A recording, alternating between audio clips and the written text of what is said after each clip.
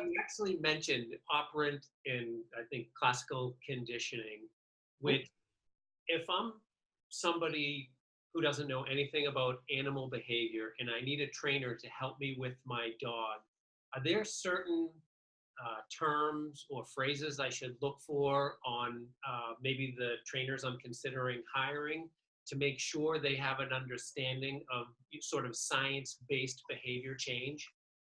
Yeah, so some of the key terms, one of the key terms in operant conditioning. So operant conditioning was developed by B.F. Skinner. So probably most of us probably have a little bit of a fuzzy memory of learning about B.F. Skinner when we were in high school or college psychology.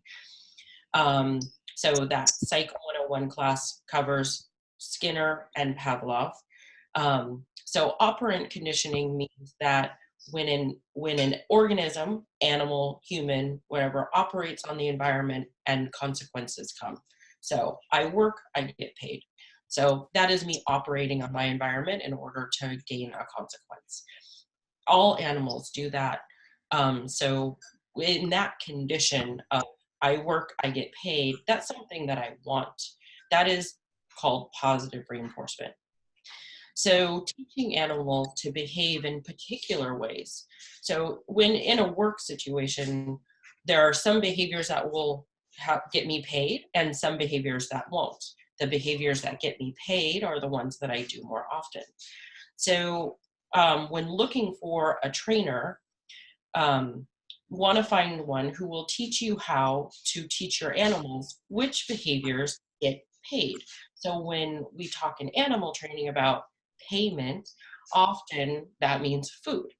Food, affection, toys, anything that the animal finds is appetitive. And by appetitive, I mean that something that they will work for, that feels good to them, that tastes good to them, and that will result in that particular behavior increasing.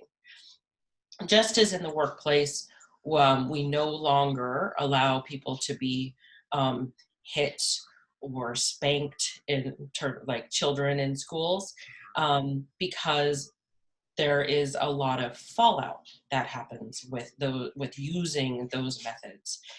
So for humans, it would be increased anxiety. You may see some aggression. Your boss hits you, maybe you want to hit him back. So then in order to avoid that sort of workplace violence, we ignore the behavior, or we say, don't do that, do this instead, and really focus on the do this instead behavior. And maybe don't focus so much on the behavior that we don't want. We develop the behavior that we do want. Similar with our animals. If we use punishment, then we get that fear, anxiety, and potentially aggression. So same rules apply, because those principles that Skinner discovered in his lab apply universally. They're generally referred to as laws of learning. So you want to look for a trainer who will focus on the positive, as opposed to that what we may refer to as old school,